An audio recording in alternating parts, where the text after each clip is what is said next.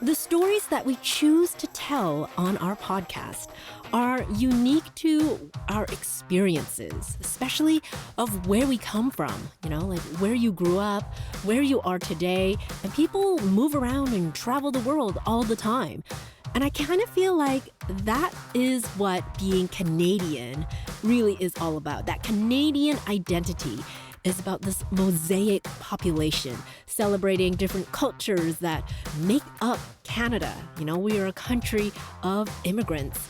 My parents immigrated here many, many decades ago. And although I am born here, my heritage runs deep with the way they brought me up too, right? From where they came from. So these stories that we tell are so unique. Being Canadian can also really affect your identity and who you are. And so I always wondered, how does this play into podcasting? As a independent and also professional podcaster, I've always had this notion of being in North America that podcasting is very US-centric, though there is a whole Canadian podcasting landscape.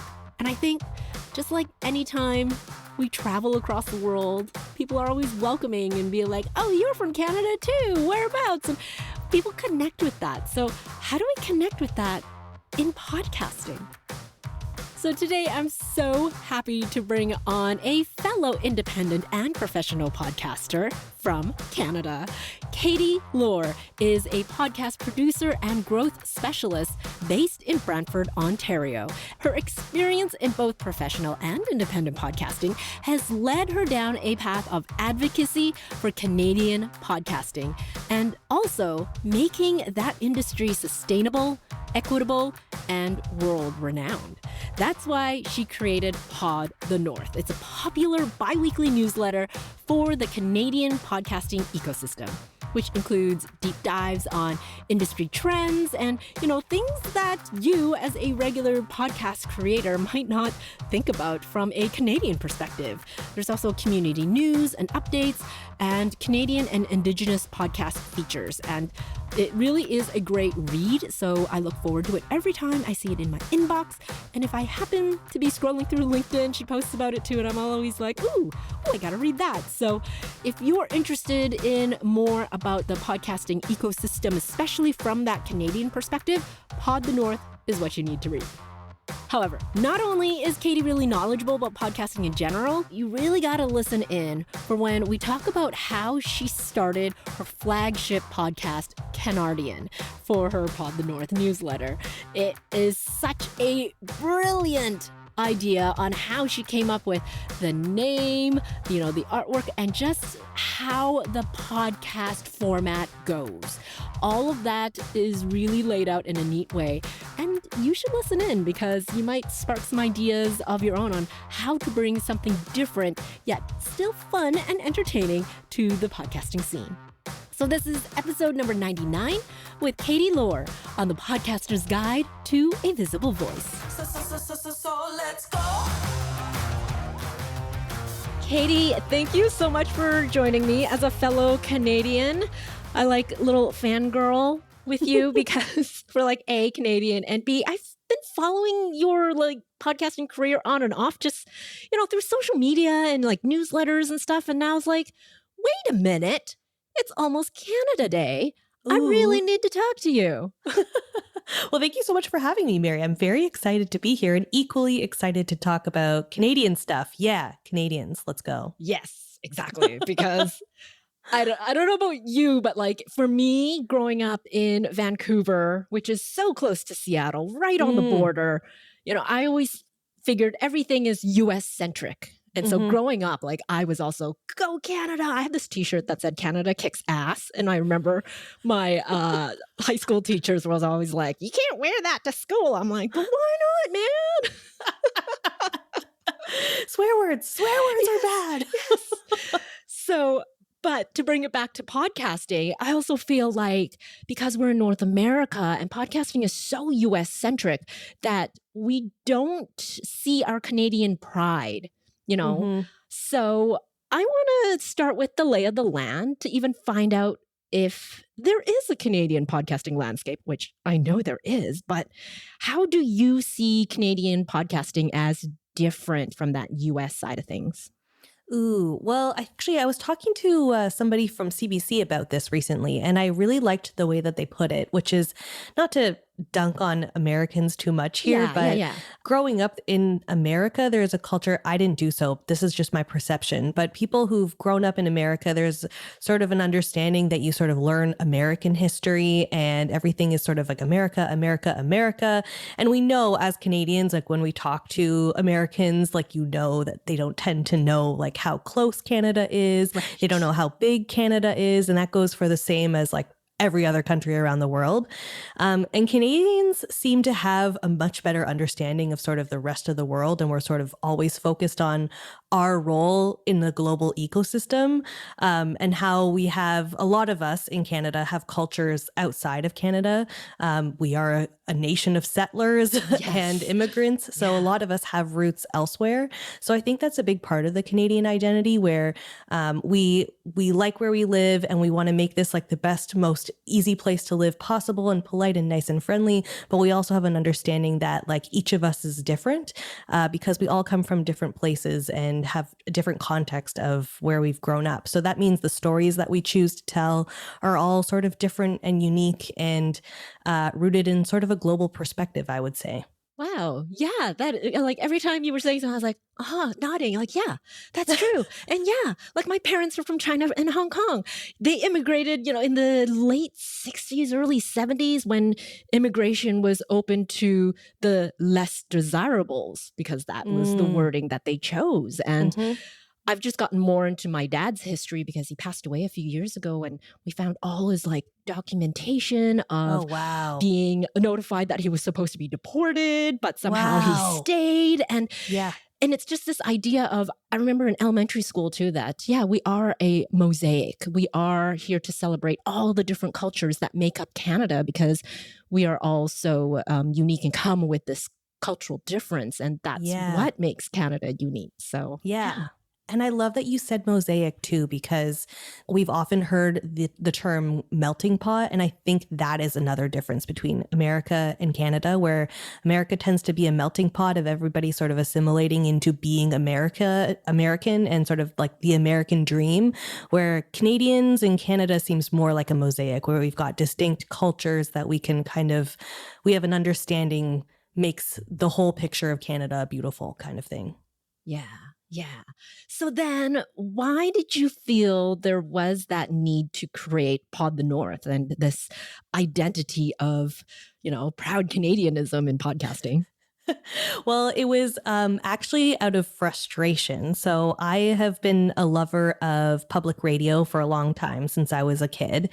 I have like very vivid memories of sitting in the backseat of my parents' car, listening to CBC podcasts and the Vinyl Cafe. And I kind of grew up thinking I was just so immersed in that listening experience, especially when you're sitting in the back of your parents' car and you have nothing else to do.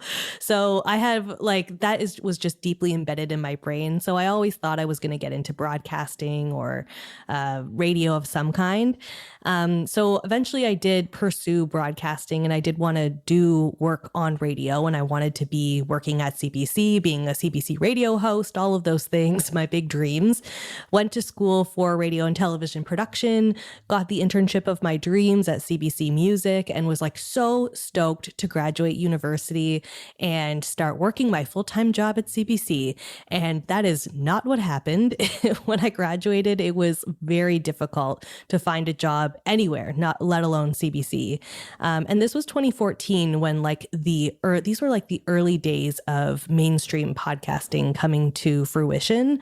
CBC podcasts, I think, launched in 2015 or 2014 at that point. So it was just beginning to start. So when I graduated and I had no job, I was working under the table as a receptionist at a hair salon. I was working working. I did like a couple of random stints. I worked for a startup for 4 years. And all along, I was like, I need to make sure my skills in audio production are still relevant, or else I'm literally never going to find my dream job. And so after 6 years of doing this and making podcasts on the side, when I realized that podcasts were basically public radio on demand, I was like, I'm just going to start freelancing. And then when I started freelancing, all of the conferences that I had been going to for podcasting as an indie podcaster and now as a professional, I started to notice how fractured the Canadian podcasting ecosystem seemed to be. It really seemed like all of the professionals were working at CBC or for an American production company of some kind. And indie podcasters were sort of being left in the dust to pay all this money to go to podcast conferences, learn the same stuff over and over again. And then that was it.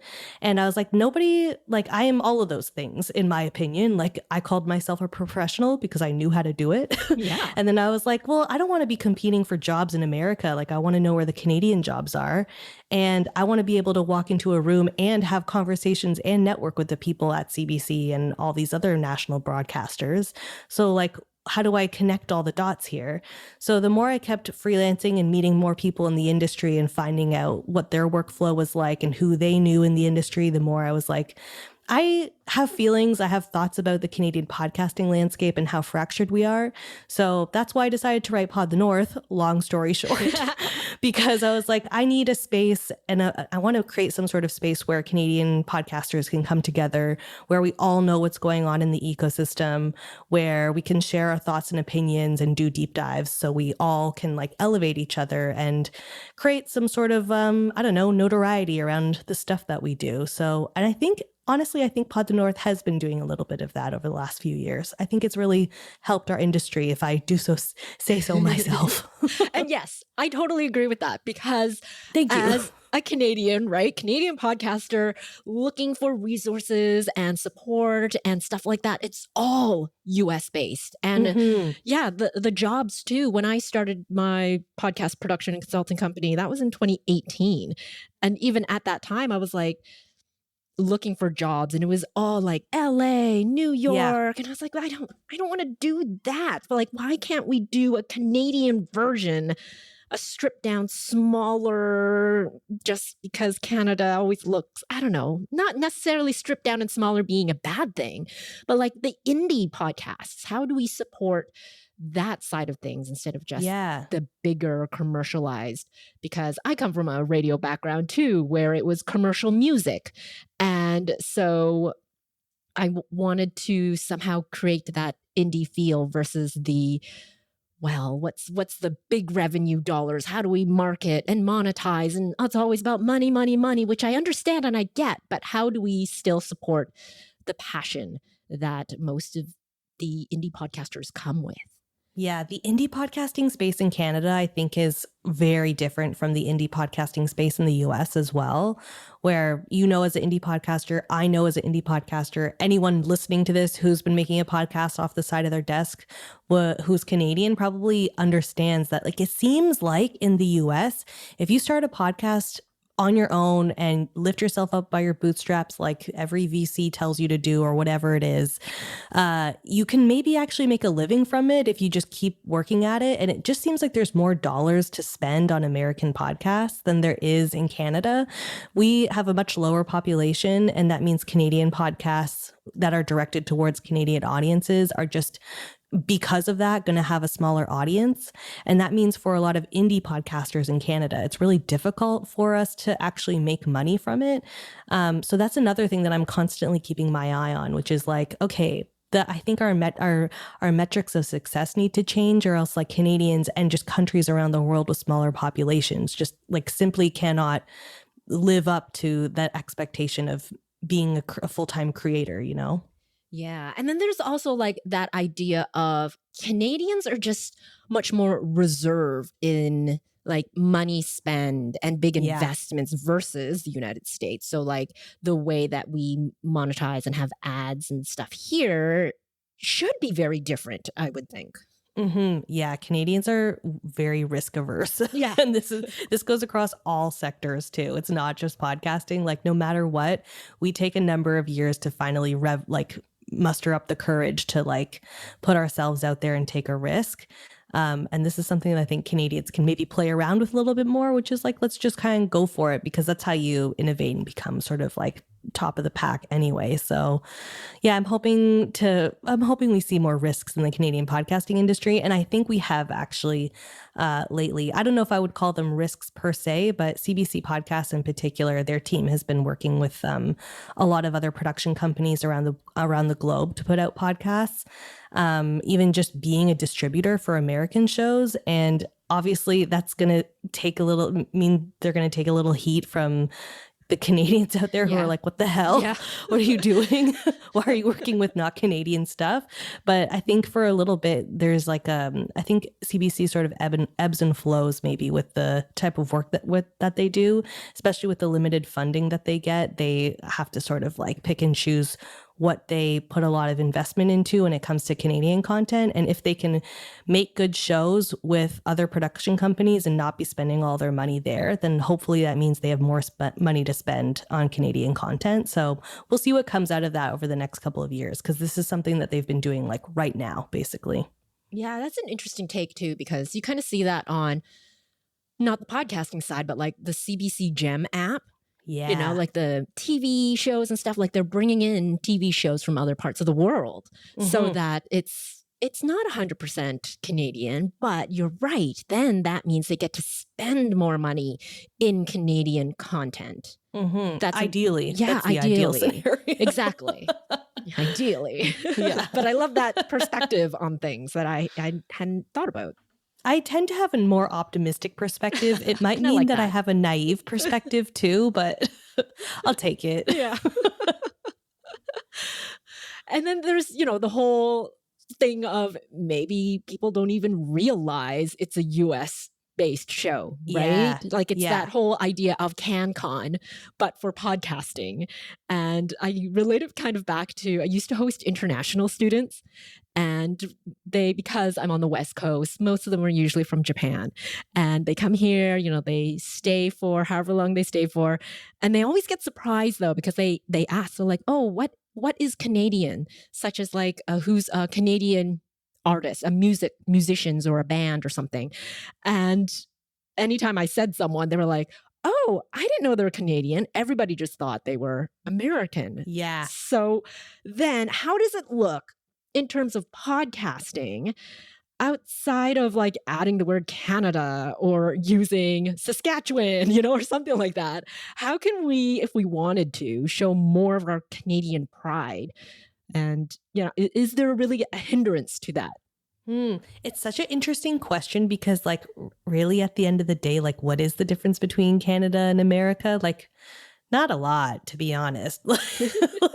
Like we're both multicultural. We're on the same exact continent. Yeah. Drawn between us is an imaginary border. Exactly. Both are like colonial states where we both fucked over Indigenous people. And I apologize for swearing, but like this is what I think makes Canada, is the fact that we have colonial roots, that we've destroyed like Indigenous populations, and have a lot of reconciliation to do. But then also we have like a wonderful immigrant history and all of this stuff. And I think this is very similar in America anyway, but we just don't see the stories talked about the same way there.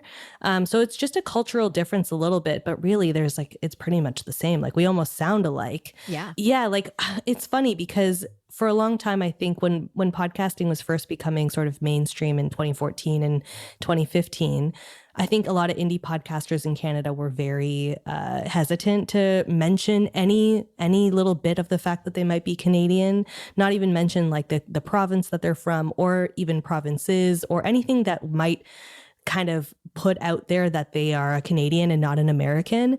And I think and believe and was this person where I thought that mentioning that I was Canadian meant that I would have less credibility, because Canadian media in general just doesn't have the same type of support, doesn't have the same type of industry or ecosystem that American media does. I mean, now Hollywood is kind of crumbling apart, so it's hard to make that same comparison these days. But in 2014 and 2015, like this was the hesitation where it was like, if you are thinking about being a competitor in the space, and for example, one one of my podcasts is a travel podcast. If we wanted to be a travel podcast, well, then why would we mention that we're Canadian when we want to just be focused on being like the best travel podcast out there kind of thing? But now there's an understanding, at least from my perspective, that everything can be shared through a Canadian perspective and a Canadian lens. And that actually makes things more interesting because we have a different culture and because we have different government and different regulations here. Anything that is talked about through a Canadian perspective is uniquely different.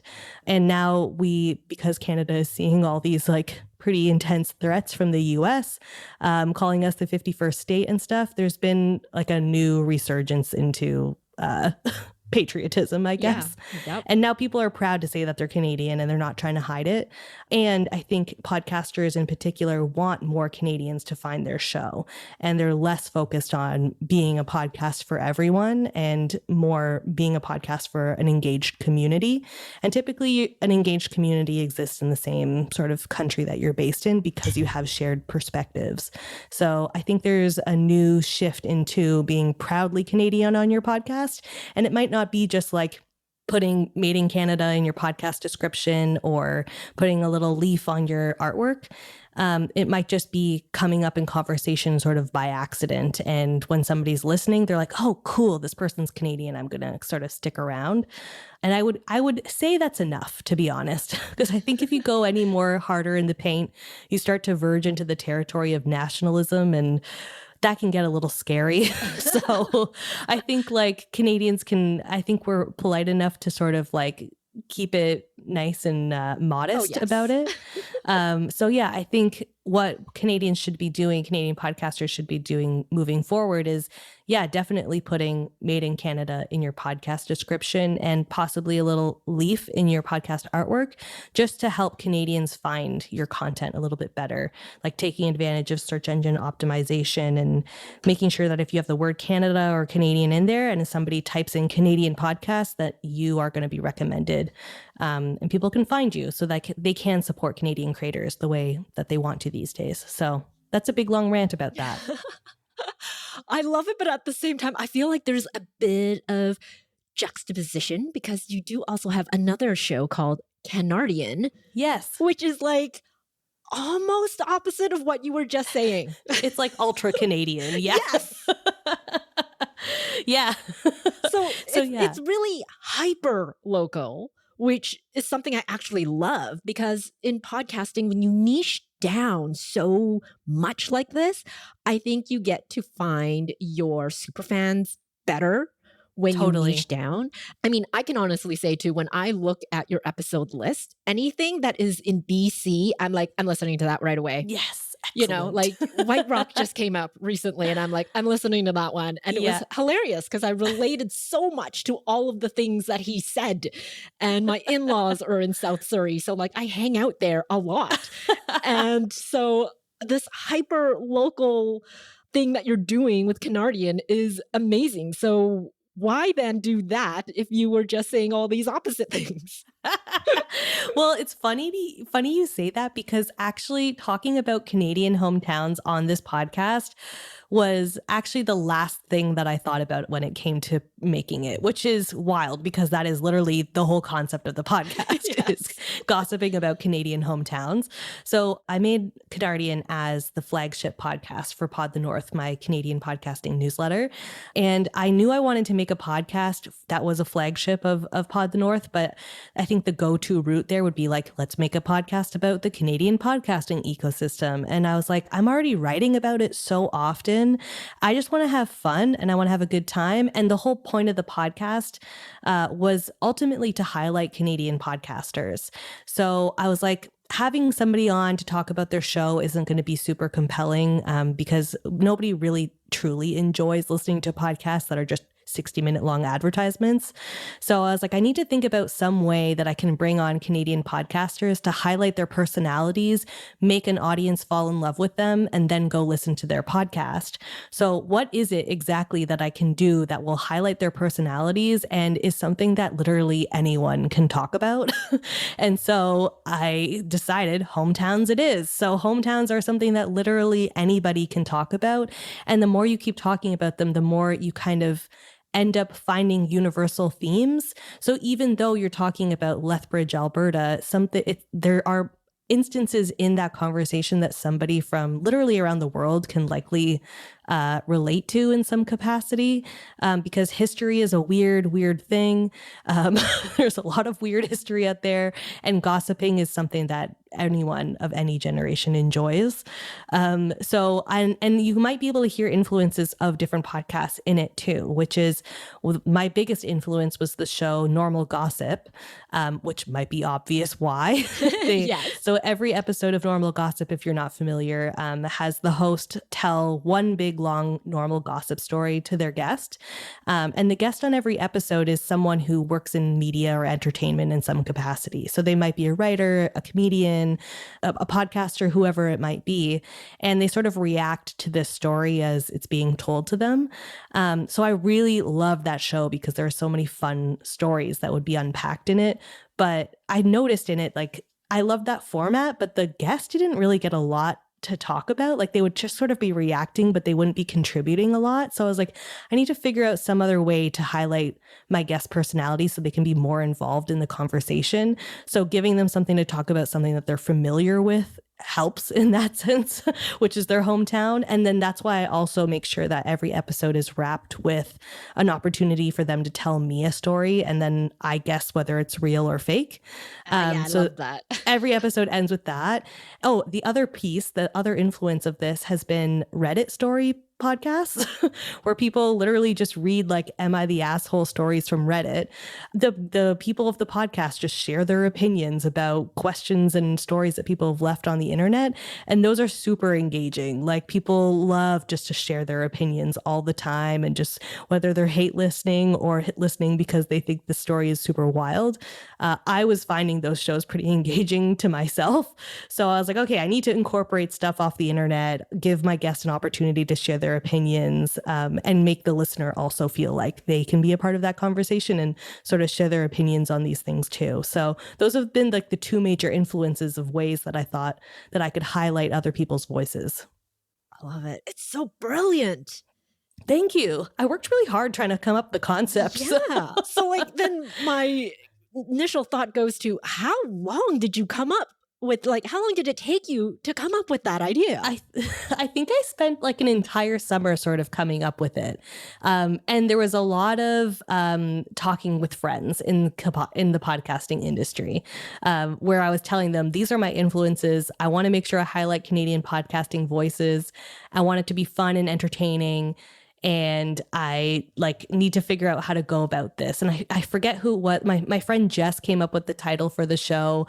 And I was just talking to people at podcast conferences and people in my like peers and colleagues in the space. We finally were able to come up with this all together. So yeah. And we even wrote a theme song for it. And it's got a really fun, like, punk rock theme song off the top.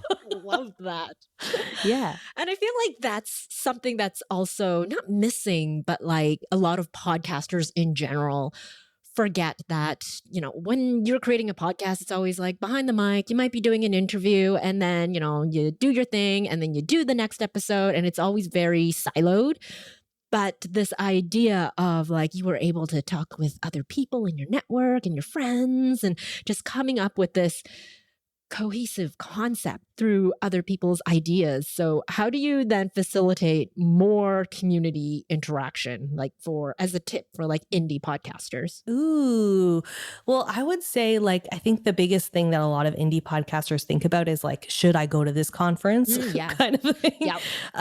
And I would say the answer is maybe.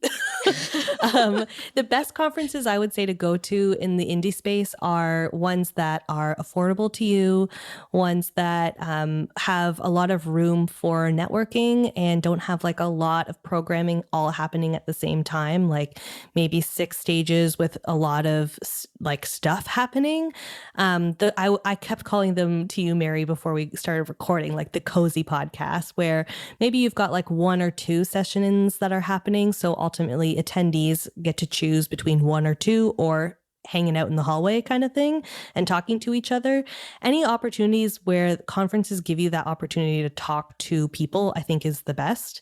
And that's how I've built my connection. And I'm genuinely curious about the space, and I genuinely enjoy talking to people about how they thrive here, how they feel like, what they feel like they need to thrive here. So I'm happy to talk to other people, but the more you talk to people at conferences or just like podcasting events, the more you start to meet people who are in the exact same boat. And then that's when you can start to exchange information. And that's where a lot of my learnings in podcasting have come from, has just been in my work as a freelancer and working with other freelancers on the same project.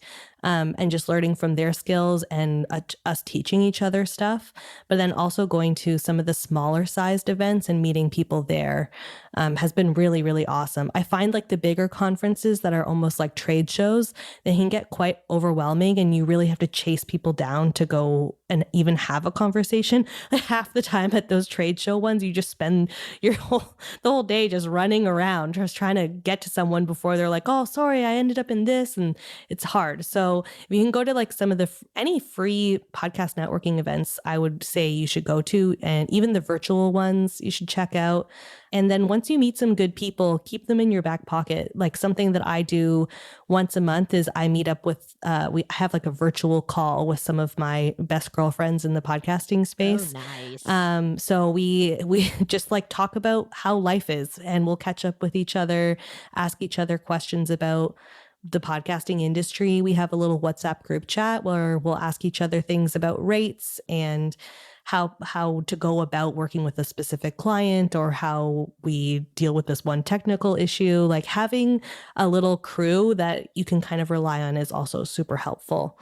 And that's how you can actually probably help yourself become a professional too in the freelancing space, because then you've got people who can support you when you go on vacation, who you trust to take on your work, which is huge as a freelancer. Huge. Yes. Yeah. And I remember having all those same questions too when I started out. I was like, yeah, what do you mean? Oh, I have to charge something now? You mean like, it was a salary job before. So I don't know what I'm worth, because in radio, my services were free. Yeah. It was an add-on. I would say like networking, and I hate even using the word networking because it feels like transactional, but just like building as many relationships as you can that are genuine and earnest and honest with people is huge, specifically in the Canadian podcasting industry as well. Because once we show up for each other, like we don't stop. Like I've seen the same people at the same events over and over and over again. And no matter what, even though they've already heard me talk about this one thing, they're still going to show up and hear me talk about it again. And we'll always stay in touch. So it's having those good connections is a really, really huge benefit in Canadian podcasting, because once we start to uplift each other, it's kind of like whatever that metaphor is about tides and ships. Oh, yes. Lifting something about tides. Yes. Yeah. So, yeah, I think that's what I'm seeing in the Canadian podcasting space, at least over the last couple of years as well, has been just a lot of support for each other. So that's been really cool. That's pretty awesome. I love that. Mm-hmm. Yeah. I have that in like my business side where I have a business bestie, but I was like, oh yeah, the podcasting side where you can get really like specific and down to like the nitty gritty of it all. Yeah. That's awesome. I've been meeting more and more people who are also podcasters in Victoria like you are. And now I'm like, I need to plan a little meetup for you guys. Even if I can't be there, I want to make it happen so you can all meet each other. Yes. Yeah, because, we like to be in our little caves, and Victoria's a funny place because when something is more than a 20-minute drive, it's way too far. So like when you say, I know people in Victoria, but I'm like, are they in Langford? Are they in downtown? Because if they're in Langford, I'm probably not going to go out that way. Meanwhile, I have to commute to Toronto from Brantford like all the time. I feel so bad when literally all the meetups are in Toronto. So I'm in the process this summer of planning some meetups for podcasters in Hamilton and Burlington and places along the GO train line in Ontario, so that people don't have to make the full commute to Toronto. Yeah. Because it can be intense. It can be very intense. Yeah. I've had some people move here from Toronto and they're like, what do you mean 20 minutes is too far? I'm like, I know. yeah, it is. Katie, this has been amazing. Before I let you go, just one last question to culminate this all, because, as we were saying, the podcasting landscape, it changes a lot, and things that we might have thought about in the beginning, evolves, especially with the pandemic. That has really changed the trajectory of podcasting. So since everything's constantly changing, I want you to think about, like, right now, in this very moment, it is early June as we're recording this. Yeah. What are you excited about podcasting right now? Ooh. There is a change happening in the podcasting industry that I think is going to hopefully lead to more money for independent podcasters. And that is this concept of the download dying.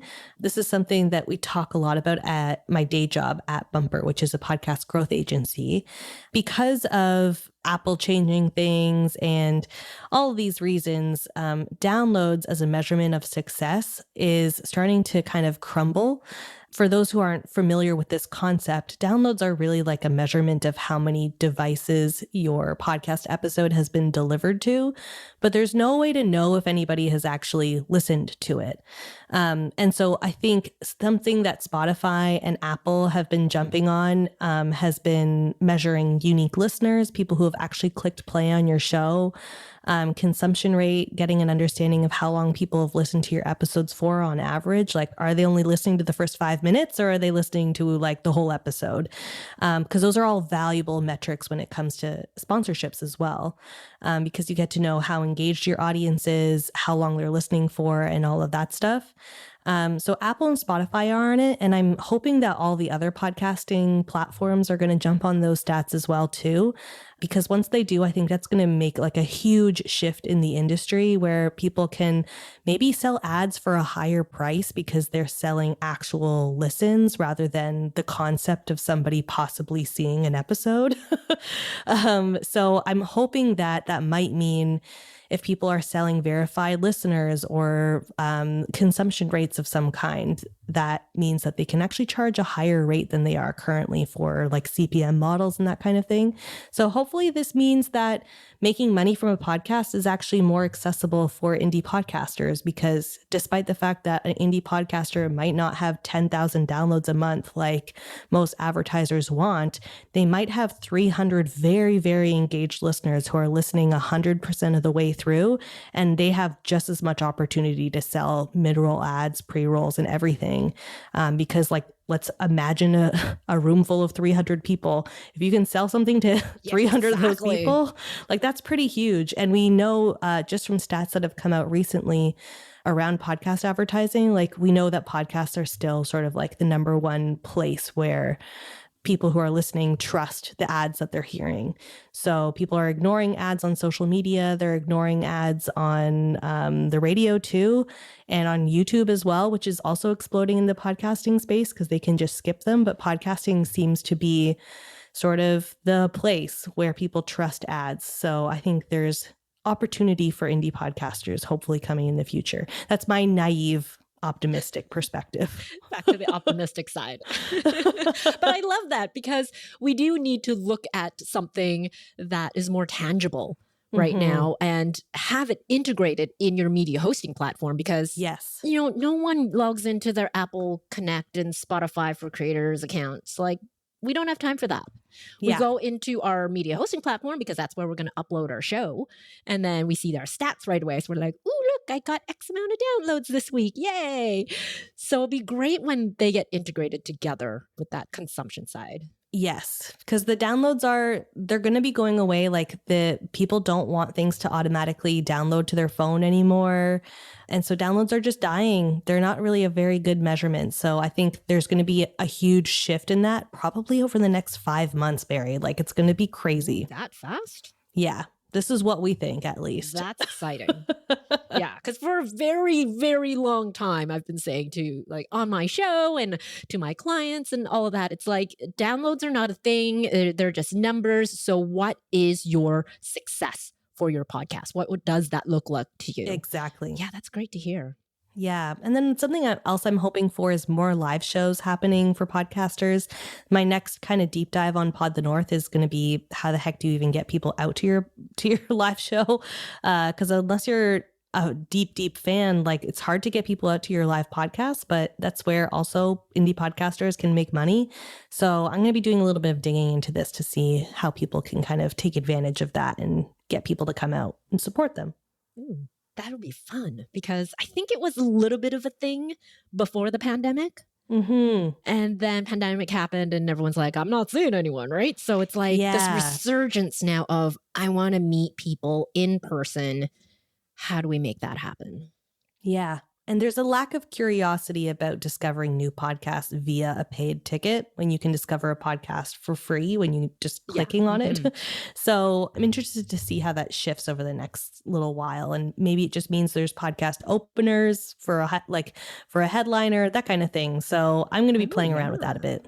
Ooh, of course. I'm going to be continuing to read that on Pod the North. Thank you. Thank you very much.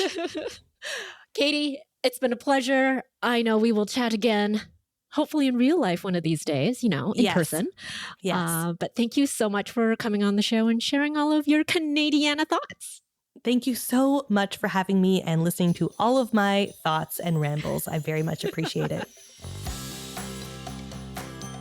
Oh, I loved how Katie was like, yeah, you don't have to be Canadian, but yay, Canadians.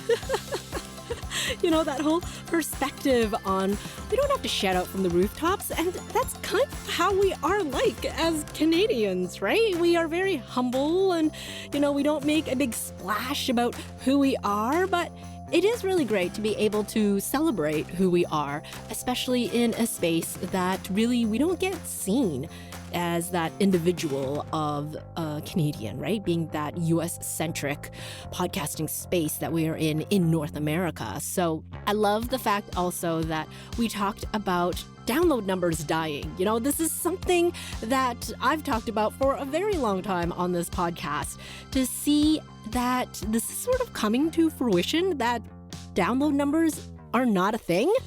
They soon won't be, and it is never about that, right? Like I always say, how can you use your podcast in a way that is still fulfilling to you in other areas, right? It's about creating your own definition of success. So it's good to see that it's kind of leaning in that way. And like I was saying on the episode, I really do hope that they integrate these consumption numbers or these plays into wherever you host your show, right? So when you log in to upload your next episode, those same stats are going to be there too, because those are the ones that are actually going to matter, whether you monetize or not.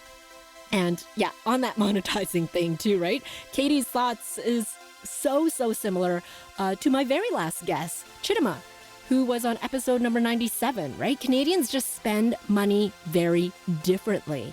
We have a monetizing landscape that really is not the same from that US lens. So Canadian podcast doesn't need to be treated that same way. So that metric also needs to be different. So again, how are you creating your own definition of success for your show, right? So thank you so much, Katie, for all your thoughts. And again, if you haven't followed Pod the North newsletter at this point, please go and do that if you want to learn more about the podcasting landscape from that Canadian lens. But also, listen to Canardian. It is so fun. Each and every BC episode I listen to because that's the province I'm from and I live right now. So I hope you enjoy her show. If nothing else, just get some great entertainment value out of it. Really, I laugh along with them on a lot of those episodes. So tune in for that. And finally, like we were saying, that community aspect, it really is so crucial because in podcasting, we're so siloed. We're in our little office space with our laptops and microphones doing our thing, but it's so great to have somebody on your side, whether that is just a friend who also loves listening to podcasts, a friend who creates podcasts, maybe you've got an editor on your team, or a writer, or someone who is helping you create the show. It's such a great way to bounce ideas off of people, and In this case, if we can do it in person, even better, right? I want to be more in person. It's a different resonance and feel. And I'm actually planning on heading to Calgary in September. So if you're listening to this before September in Calgary, it is Pod Summit YYC. Check the show notes for that link. But as of this recording in early and mid-June of 2025, tickets are on sale. So fly out to Calgary if you don't live there, or if you live there, I hope to see you there. Let me know if you will be at Pod Summit YYC, and let's build more community together in person. That's going to be exciting. It's that cozy conference feel that Katie was talking about. I can't wait to go check that out. And you know what? If nothing else, I'm going to learn a lot from there and really just be absorbed with all the Canadianness and the people. And I get to learn and hopefully then, in turn, share that knowledge with you as well. So if you can't be there, I think you're going to be missing out because it sounds like it's going to be an amazing time. And I can't wait for that. Anyway, in person, Pod Summit, YYC. Okay. That's it for this episode. Thank you so much for listening. If you want a full transcript and you want to make sure you get all the links, you can go to visiblevoicepodcast.com for all of that. In the meantime, the next episode is going to be my last solo episode of the season before I go on my summer break and catch up on my rest and relaxation that I need. I've talked to a lot of people and it just seems like this has been such a year. So before we get on to my summer break, we are going to celebrate episode number 100, Finding Joy in Podcasting. Because as I keep saying, if it's not fun, why are we doing it? Podcasting is meant to be fun. So it is also serious work. So how do we get around that? So episode number 100 is coming up next, and we'll talk to you then.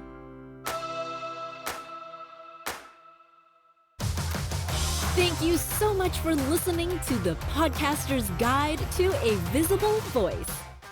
If you enjoyed this episode, I'd love it if you'd share it with a podcasting friend. And to reveal more voicing and podcasting tips, click on over to visiblevoicepodcast.com. Until next time.